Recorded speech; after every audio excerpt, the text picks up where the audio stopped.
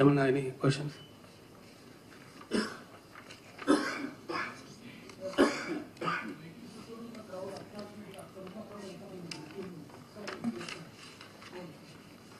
అంటే ఇప్పుడు చూడండి, అంటే చాలామంది మొత్తం కాన్వేలో రోడ్కి ఇరువైపులా పబ్లిక్ ఉన్నారు, లైన్పై పబ్లిక్ ఉన్నారు. తర్వాత దామగుండ సెంటర్ నుంచి అక్కడ దాదాపు ఒక 4-5 వేల మంది జనం ఉన్నారు. వాళ్ళు కాన్వే ఎదురుగా వాళ్ళు వెళ్ళారు.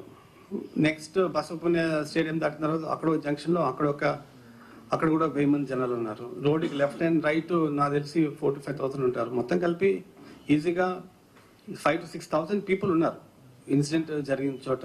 ప్లస్ రాత్రి around 8 o'clock and street lights అవి బికాస్ ఆఫ్ సెక్యూరిటీ రీజన్, నేను చెప్పిన సెక్యూరిటీ రీజన్స్ మూలంగా మేము ఆఫ్ చేయడం కూడా జరిగింది.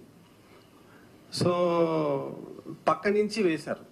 ఏంటంటే ఆ స్కూలు ప్లస్ వివేకానంద స్కూలు, ఆ స్కూల్ పక్క టెంపుల్ ఉంది, రెండింటికి మధ్య ఒక ఖాళీ స్థలం ఉంది. అంటే ఒక 4 feet వైడ్ ఎంటీ స్పేస్ ఉంది. ఆ స్పేస్ నుంచి కానీ దాని ముందు నుంచి కానీ స్టోన్ త్రో చేసినట్టు. తర్వాత మన వీడియో ఫుటేజ్ చూస్తే సీఎం గారికి తగిలిన ఫోర్ హెడ్ తగిలిన ట్రాజెక్టరీ, ఆ తర్వాత బెల్లంపల్లి గారికి తగలడం, అక్కడి నుంచి ఆ రాయి కింద పడడం, అలాంటి ఆ ట్రాజెక్టరీ చూస్తే అది అంతా మ్యాచ్ అవుతుంది.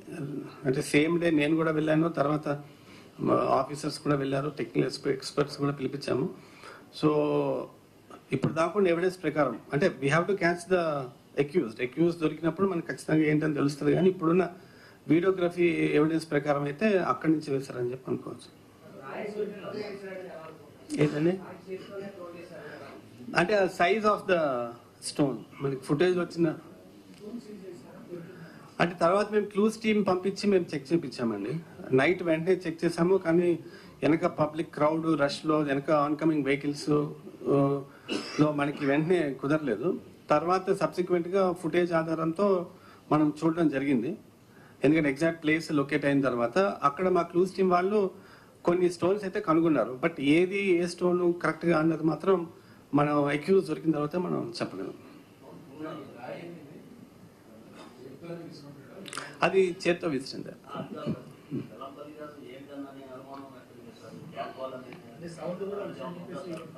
సౌండ్ అంటే అండి అక్కడ lot of DJ sounds were there. అంటే ఒకటండి, అంటే నేను ఫుటేజ్లో చూసిన దాన్ని బట్టి మీరు కూడా it's all available out side, మీరు జాగ్రత్తగా చూడండి, ఎన్హాన్స్ చేసి చూసాము. అది ఒక అరచేతిలో పట్టేంత స్టోన్. అది క్యాట్ బాల్ అంటే జనరల్గా దాన్ని మార్బుల్స్ మాదిరి చిన్న చిన్న ఉంటాయి క్యాట్ బాల్. అది మీకు ఇప్పుడు ఈ మనకున్న ఎవిడెన్స్ అంతా కూడా 2 megapixel ఎవిడెన్స్. 2 megapixel కెమెరాస్ ఉంటాయి కదా, 2 megapixel అనేది 2 or 4 what ever, it's not high definition camera కాదు కదా. దాంట్లో మనకు కనిపిస్తుంది, లైటింగ్ పడినప్పుడు కనిపిస్తుంది మనకి. ఎయిర్ గన్ను అంటే ఆ పిల్లెట్ ఇంకా చిన్నగా ఉంటుంది అది.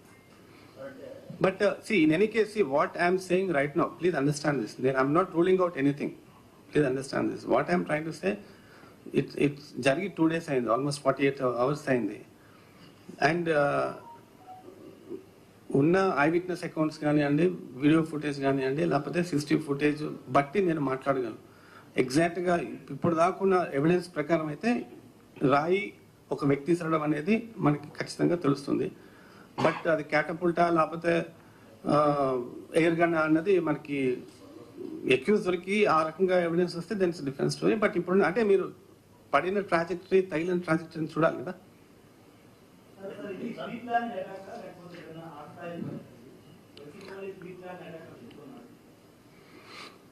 అంటే అక్యూజ్ దొరకాలండి.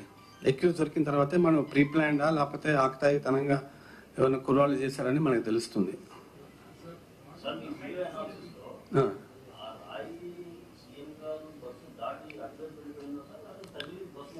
లేదు, అవతల వైపు వెళ్ళిపోయింది.